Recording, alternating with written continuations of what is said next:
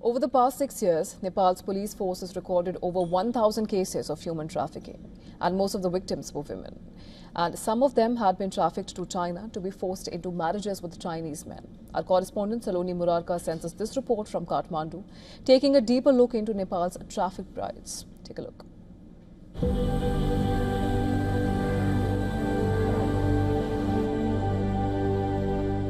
A marriage certificate, a passport, a promise of a better life. For many young Nepali women, these are the first steps towards what looks like a dream, but often ends as a nightmare.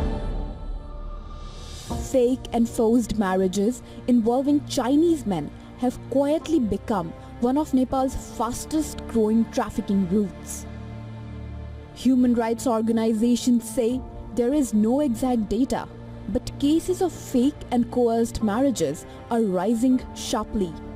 Part of the demand comes from China's long-standing gender gap created by the one-child policy, pushing men to look for brides abroad.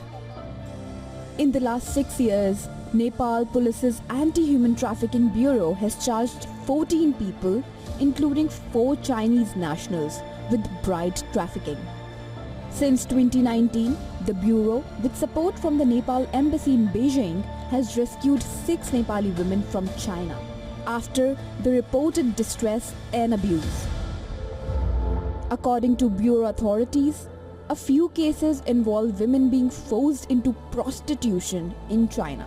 In a major crackdown last month, the Department of Immigration arrested 4 Chinese nationals in Kathmandu, accusing them of running an illegal marriage bureau. While some marriages are legally registered, many bypass the courts. Nepal's police recorded 1,142 victims of trafficking in 6 years, most of them women. But experts warn these numbers represent only a fraction of reality. Security officers say many women avoid reporting their cases due to the fear of stigma and the risk of being abandoned by their families. Nepal's Human Rights Commission says women most at risk are those in poverty, isolated from family, facing violence, and with low social support. Cases were reported regarding Nepali women married to Chinese men being subjected to various forms of violence and abuse in China. During investigations, there were situations where we had to take the accused into custody. I led a team handling these cases, and in some instances, the accused were placed in judicial custody.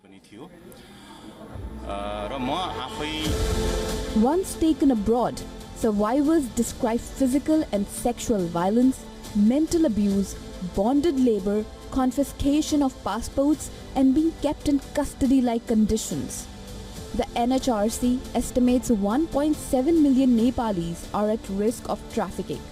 The US State Department's 2025 Trafficking in Persons report says Nepal has not improved enough and remains on the Tier 2 watch list for the second year.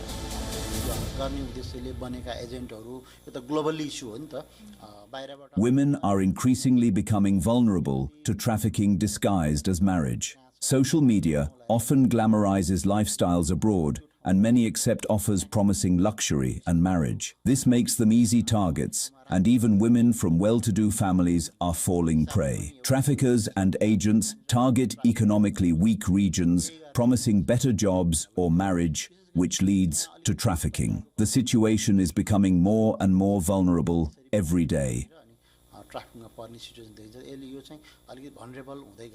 Fake marriages are no longer just a legal loophole. They are becoming a trafficking pipeline. And as these networks grow stronger, experts warn Nepal needs stronger monitoring, stronger protection, and also a stronger political will. Many of the registered cases at the Trafficking Bureau says that Nepalese women who marry Chinese men are sexually exploited, abused once they reach China. And the Nepal's Human Rights Commission has said that major of the cross-border trafficking that takes place into China is for sham marriages. I'm Saloni Murarka reporting for WION from Kathmandu, Nepal.